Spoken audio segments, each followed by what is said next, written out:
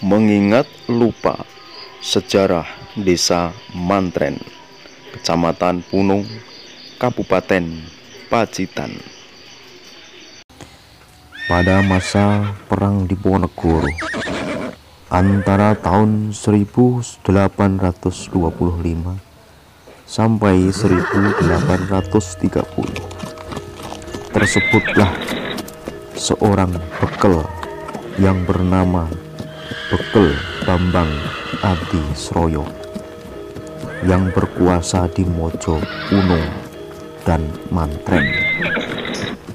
Bekel Bambang Adisroyo mempunyai anak perempuan bernama Ratri yang mempunyai pembantu abdi kinasih yang bernama Kintol Tri Sono.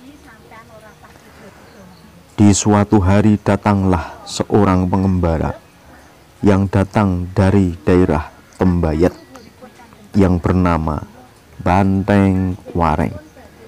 Konon masih putra kiai dari Tembayat, yang akhirnya Banteng Wareng menjadi menantu Bekal Bambang Adisroyo.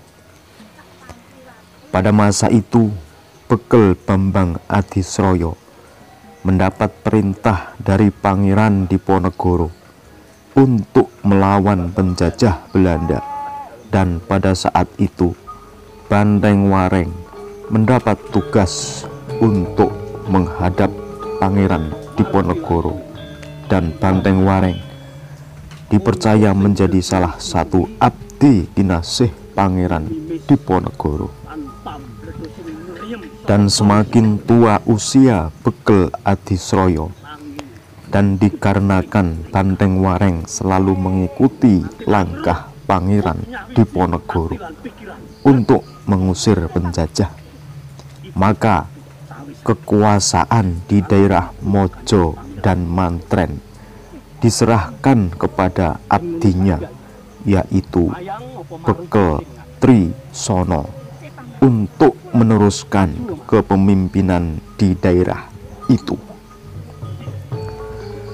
Sejak terjadinya perang Kedander, Banteng Wareng sudah mulai berpindah-pindah untuk mengusir penjajah, dan meninggal pada masa itu yang dipercaya oleh masyarakat setempat bahwa pemakamannya terletak di dusun Kerajaan Kulon, Desa Mantren.